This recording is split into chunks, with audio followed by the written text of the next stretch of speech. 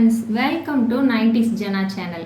நம்ம இன்னைக்கு ஹோட்டல் சுவையை விட சூப்பரான டேஸ்ட்டில் தயிர் வடை வீட்டிலையே எப்படி செய்யலான்னு பார்க்கலாம் வாங்க. ஒரு கப் அளவு உளுந்து எடுத்து 2 மணி நேரம் ஊற வச்சு கிரைண்டரில் இந்த மாதிரி நல்ல பஞ்சு மாதிரி ஆட்டி எடுத்துக்கணும். ஃபஸ்ட்டே தண்ணி நிறையா ஊற்றிடாமல் கொஞ்சம் கொஞ்சமாக தண்ணி தெளித்து கையை வச்சு சைடில் எல்லாம் எடுத்து விட்டு நல்லா பால் மாதிரி வர அளவு மாவு அரைச்சி எடுத்துக்கணும். பாருங்கள், தண்ணியில் இந்த மாதிரி போட்டால் இப்படி மிதக்கணும் பால் மாதிரி. இந்த மாதிரி மாவு அரைச்சி எடுத்துக்கலாம். ரொம்ப தண்ணி ஊற்றி அரைச்சிட்டோன்னா மாவு ரொம்ப தண்ணியாக ஆகிரும், அப்புறம் எண்ணெய் குடிக்க ஆரம்பிச்சிரும். அதனால் பார்த்து கொஞ்சம் கொஞ்சமாக தண்ணி தெளித்து மாவு அரைச்சி எடுத்துக்கணும். பாருங்கள், மாவு அரைச்சி எடுத்துகிட்டு வந்தாச்சு. மாவு அரைச்ச உடனேவும் வடை சுட்டுக்கலாம், இல்லை ஃப்ரிட்ஜில் ஒரு நாள் வச்சு கூட வடை சுட்டுக்கலாம். நான் இப்போது 3/4 டீஸ்பூன் அளவு உப்பு சேர்த்து நல்லா பிசைஞ்சு எடுத்துக்க போகிறேன். நீங்கள் எடுத்துருக்கிற மாவை பொறுத்து அதுக்கு ஏற்ற மாதிரி உப்பு சேர்த்துக்கோங்க.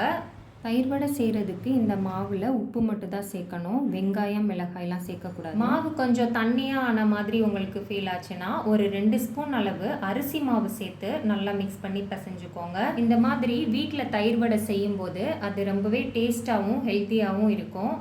மிக்சியில் கரெக்டான பக்குவத்தில் அரைச்சி எடுத்துப்பீங்கன்னா அப்படி கூட அரைச்சி எடுத்துக்கலாம். உப்பு, அரிசி மாவு எல்லாம் நல்லா மிக்ஸ் ஆகிற அளவு நல்லா பிசைஞ்சு எடுத்துக்கலாம். இப்போ ஒரு மிக்சிங் பவுல் எடுத்து அதில் நம்ம எவ்வளோ வடை போட போகிறோமோ அதுக்கேற்ற மாதிரி தயிர் சேர்த்துக்கலாம். நல்ல புளிக்காத கட்டி தயிராக எடுத்துக்கோங்க. அதை ஒரு கரண்டி வச்சே நல்லா மிக்ஸ் பண்ணி எடுத்துக்கலாம். தயிரில் கொஞ்சம் அந்த கட்டி கட்டியாக அங்கே இல்லாமல் திரி திரியாக இருக்கும்ல, அந்த மாதிரி இல்லாமல் நல்லா மிக்ஸ் பண்ணி எடுத்துக்கணும். நான் இன்றைக்கி ஒரு 10 வடை பண்ண போகிறேன். அதுக்கேற்ற மாதிரி தயிர் மற்ற அளவுகள் எல்லாம் எடுத்திருக்கேன். நீங்கள் எவ்வளோ வடை பண்ண போகிறீங்களோ அதுக்கேற்ற மாதிரி மற்ற அளவுகள் சேர்த்துக்கோங்க. தயிர் வடைக்கு தயிர் நல்ல கட்டியாக இருந்தால் தான் நல்லாயிருக்கும். அதனால் தண்ணி எதுவும் ரொம்ப சேர்க்க வேண்டாம். இப்போ இதில் தேவையான அளவு உப்பு சேர்த்துக்கலாம். நான் இப்போது ஒரு 1/2 டீஸ்பூன் அளவு உப்பு சேர்த்துருக்கேன். நீங்கள் எடுத்திருக்க தயிர் அளவை பொறுத்து உப்பு சேர்த்துக்கோங்க. உப்பு எல்லாம் நல்லா மிக்ஸ் ஆகிற அளவு நல்லா தயிரை மிக்ஸ் பண்ணி விட்டுக்கலாம்.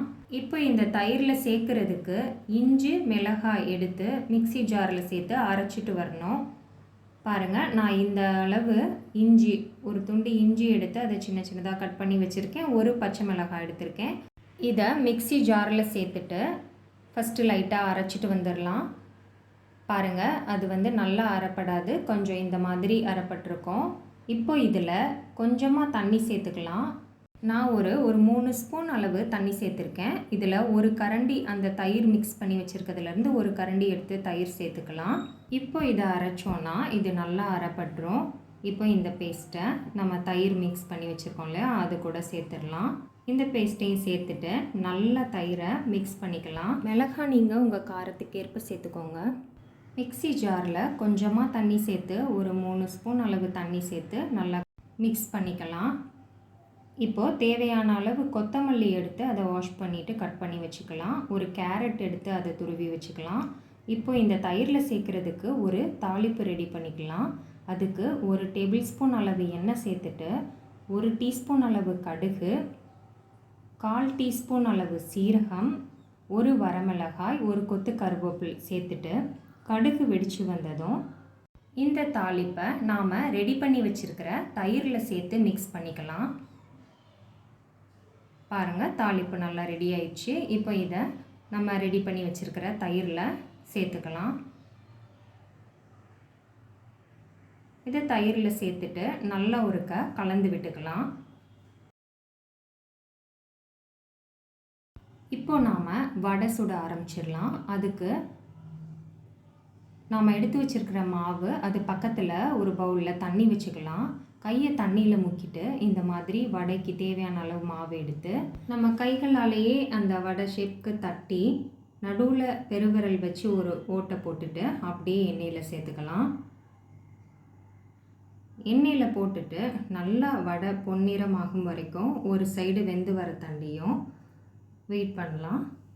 ஒரு சைடு வெந்து வந்ததும் இன்னொரு பக்கம் திருப்பி விட்டுக்கலாம். இந்த மாதிரி 2 சைடும் நல்லா வெந்து வந்து கலர் நல்லா சேஞ்ச் ஆகி வரும்போது வடையை எடுத்துக்கலாம். ஃபஸ்ட்டு வடையை எடுத்து தனியாக ஒரு பிளேட்டில் வச்சுக்கலாம். வடை சுட்டு எடுத்த உடனேயே அதை தயிரில் போடக்கூடாது. நாம் சாப்பிட்றதுக்கு 10 நிமிஷம் முன்னே தான் வந்து தயிரில் போடணும். அதுவும் அப்படியே போட்டோன்னா வடை வந்து ரஃப்பாக இருக்கும். அது சாஃப்டாக இருக்கிறதுக்கு ஃபஸ்ட்டு ஒரு 2 டம்ளர் அளவு தண்ணி சேர்த்துட்டு தண்ணியை நல்லா கொதிக்க வச்சு அதில் இந்த வடையை ஒரு 10 செகண்ட்ஸ் போட்டு ஒரு சைடு நல்லா மூங்குற மாதிரி போட்டு அப்புறம் இன்னொரு சைடு திருப்பி விட்டு 2 சைடும் ஒரு 10 செகண்ட் போட்டுட்டு ஹாட் வாட்டரில் போட்டு எடுத்து வச்சுக்கிட்டு அப்புறமா தயிர் ஊற்றணும் அதில். அப்போ தான் வடை இன்னும் நல்லா சாஃப்டாக இருக்கும். இந்த ப்ராசஸ் பண்ணுறது வந்து வடை நல்லா சாஃப்டாக கிடைக்கிறதுக்காக. இந்த மாதிரி போட்டு அப்புறமா ஒரு பிளேட்டில் எடுத்து வச்சுக்கலாம்.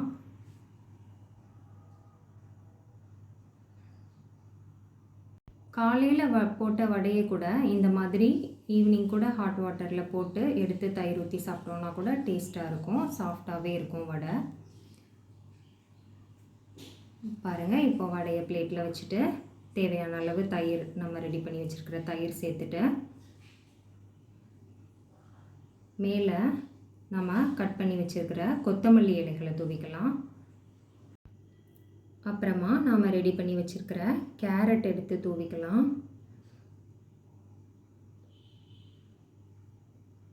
வீட்டில் மிக்சர் அந்த மாதிரி இருந்ததுன்னா அதையும் சேர்த்துக்கலாம். இல்லை காரா பூந்தி சேர்த்துக்கலாம். புளி சட்னி இருந்ததுன்னா அதை சேர்த்துக்கலாம். இது எல்லாமே வந்து ரொம்ப டேஸ்ட்டாக இருக்கும் தயிர் வடை கூட சேர்த்து சாப்பிடும்போது.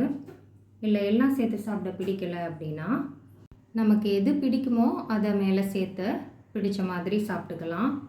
இப்போ நாம் சூப்பர் டேஸ்ட்டில் தயிர் வடை வீட்டிலையே ரெடி பண்ணிட்டோம்.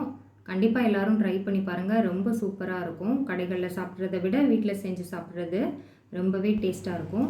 என்னோடய சேனல் பிடிச்சிருக்குன்னா லைக் பண்ணுங்கள், ஷேர் பண்ணுங்கள், கமெண்ட் பண்ணுங்கள், சப்ஸ்கிரைப் பண்ணுங்கள். இந்த லைஃப் தான் நல்ல சுவைத்து சாப்பிட நமக்கு கிடச்சிருக்கு. ஆனால் உணவே மருந்துங்கிறத மறந்துடக்கூடாது. ஸோ சுவையான மற்றும் ஆரோக்கியமான உணவுகளை சுவைத்து மகிழுங்கள். தேங்க்ஸ் ஃபார் வாட்சிங்.